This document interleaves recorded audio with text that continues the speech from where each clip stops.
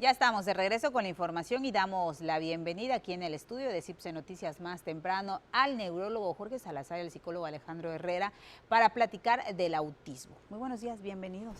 Muy buenos días, Fátima. Buenos Gracias. días, Fátima. Muchas gracias por estar con nosotros para platicar. Pues estamos en este mes, ¿no? De poder hacer conciencia sobre esta condición que desarrollan en mayor medida los niños, según me dicen las estadísticas, pero que al final de cuentas es algo que tenemos que saber como sociedad, que tenemos que saber como autoridades para poder brindarle a estos pequeños pues todas las facilidades para realizar su día. Me gustaría mucho comenzar un poquito platicando de qué es, cómo diagnosticamos esto, doctor. Bueno, el autismo, antes que nada hay que aclarar que más que una enfermedad es una condición, ¿no? Cuando hablamos de la exploración neurológica o de los trastornos neurológicos, hay un grupo de trastornos que se llaman trastornos neurológicos del desarrollo, que engloba un conjunto de condiciones, entre las cuales está el autismo, o por ejemplo el TDAH, que se van a caracterizar sobre todo porque el niño, por una cierta inmadurez o por ciertos cambios en la conectividad de ciertas áreas del cerebro, que es lo que se sabe hasta ahora, pues no tienen las habilidades sociales, sobre todo de comunicación, que se requieren. Y esto se traduce en problemas del aprendizaje, problemas del lenguaje, un coeficiente intelectual que a veces puede ser limítrofe, pero que abarca todo un espectro, es decir, hay diferentes tipos, ¿verdad? Hay casos como por ejemplo el síndrome de Asperger, en donde de alguna manera son sumamente talentosos para ciertas tareas que tienen que ver con las artes, que tienen que ver con ciertas actividades, la música, y bueno, pues hay muchos ejemplos, ¿no?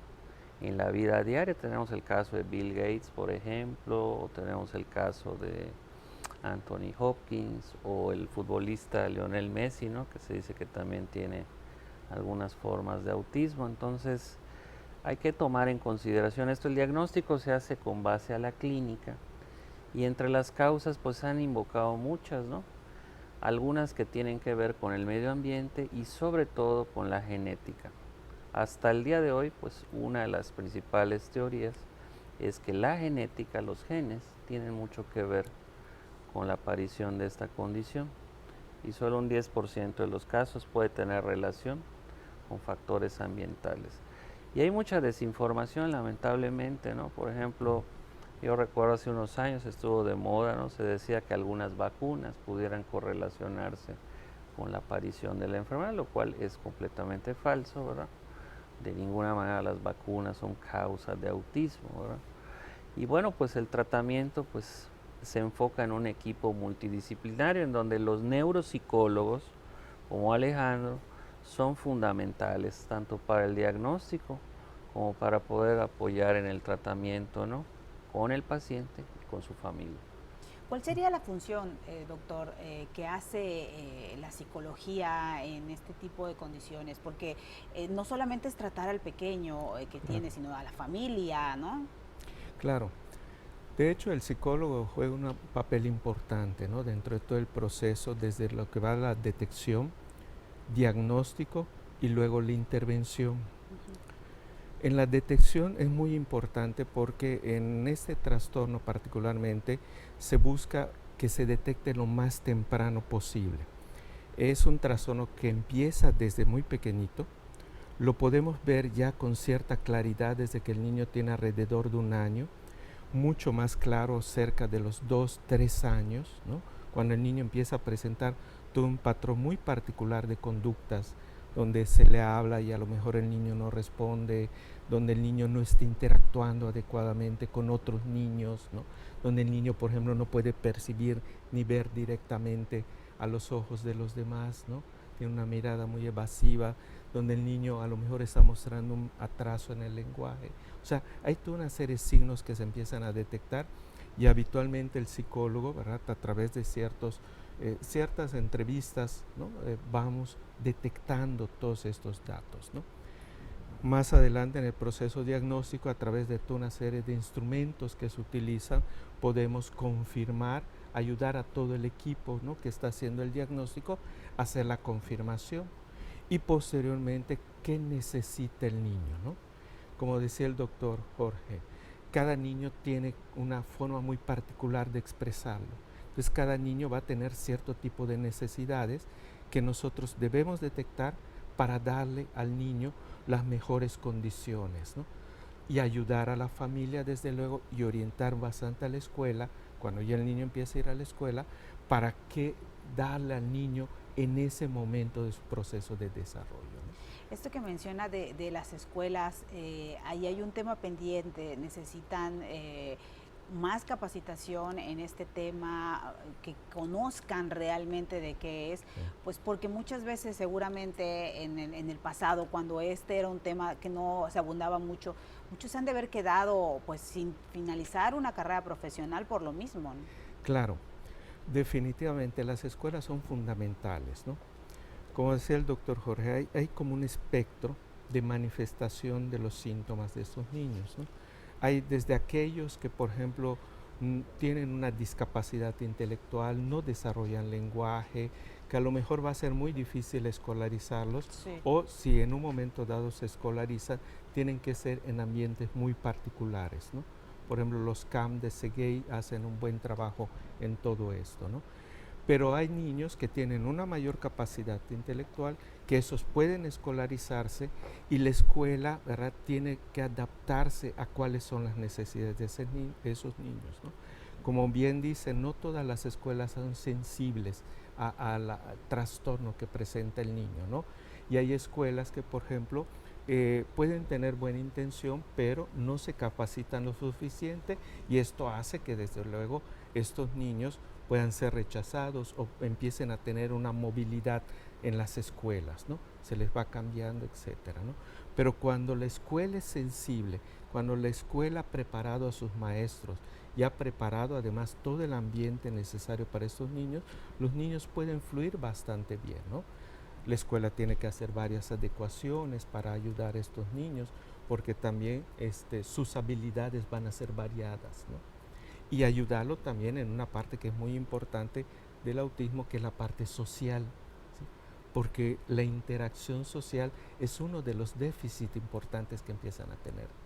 Doctor, la comunicación debe de darse, es decir, al niño, a la niña, se le debe explicar qué tiene, o sea, qué va a suceder tal vez, porque puede llegar el niño también a sentirse pues rechazado, ¿verdad? Claro, Aislado.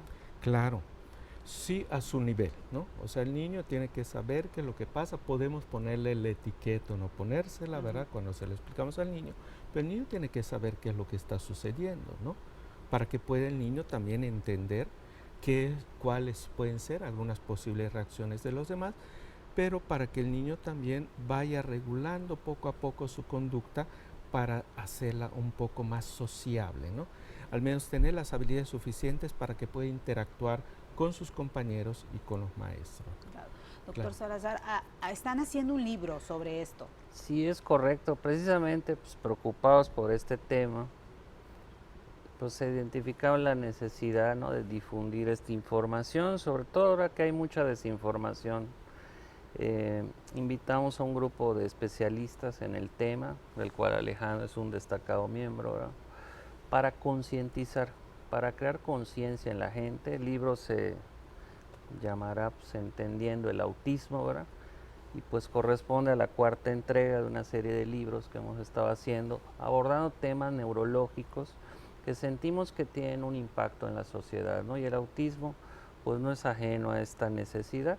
Desafortunadamente, cuando a alguien le dan un diagnóstico de autismo, no sabe qué hacer, sobre todo los papás, no saben cómo manejarlo, cómo pues, tratar al niño, es complicado. Entonces, lo que nosotros queremos es compartir el testimonio de algunos pacientes y papás de pacientes con este trastorno del desarrollo, para sensibilizarlos y hacerles ver que si se lleva un diagnóstico adecuado, esto es muy importante, ¿verdad?, y un tratamiento oportuno, eso les puede cambiar la vida, tanto a ellos como a sus familias, ¿no? Y esa es la intención de este equipo multidisciplinario en el que van a participar pues pacientes y familiares con este trastorno, ¿verdad?, psicólogos, Hay dos psiquiatras, neurólogos pediatras, ¿verdad? Porque sentimos que es una necesidad de información que hay, ¿no? Claro. Doctor, ¿qué pasa si percibimos a un niño con estas características y no lo atendemos? Porque muchas veces los padres, el temor principal es lo van a medicar, va a estar todo el tiempo decaído por la medicación. Pero antes de entrar a la pausa yo le preguntaba esto, o sea, la medicación son en casos muy específicos, pero ¿qué sucede con esos niños que no son diagnosticados? Bueno, primero que nada, pues en el caso del autismo, en algunos casos se pueden usar fármacos, pero para tratar algunos síntomas, no el autismo en sí, ¿no? El autismo no lo vamos a tratar con medicina, ¿no? Y son una minoría de casos, no son la gran mayoría de los casos. Entonces hay que hacerles ver que no todos los pacientes se van a medicar, ¿verdad? Que es importante el apoyo tanto al paciente para hacer un diagnóstico oportuno y diferenciarlo de otros trastornos y poderle ofrecer un tratamiento, porque a lo mejor el niño no tiene autismo, pero tiene otro problema que sí requiere algún tratamiento. Y detectar otras enfermedades que pueden acompañar al autismo, ahí sí, ¿verdad? Puede haber epilepsia, etcétera. Y el otro punto muy importante es que al atenderse oportunamente, pues se ha visto que mejoran mucho su rendimiento en la escuela, en la familia, potencializan toda esa capacidad que se tiene, ¿no? Sobre todo en algunos casos y sobre todo trabajar en equipo, ¿no? Con las escuelas. Entonces por eso es muy importante hacer un diagnóstico oportuno. Lo comentaba el maestro Herrera, el diagnóstico oportuno y preciso es bien importante al hablar de autismo. Así es. Doctor, nosotros les agradecemos muchísimo que tomen su tiempo para venir a hablar a este espacio pues, sobre esta situación. Digo, es como de alguna forma podemos ayudar también a la sociedad, ¿verdad? Gracias por estar con nosotros en esta mañana. Gracias. Gracias, Fátima.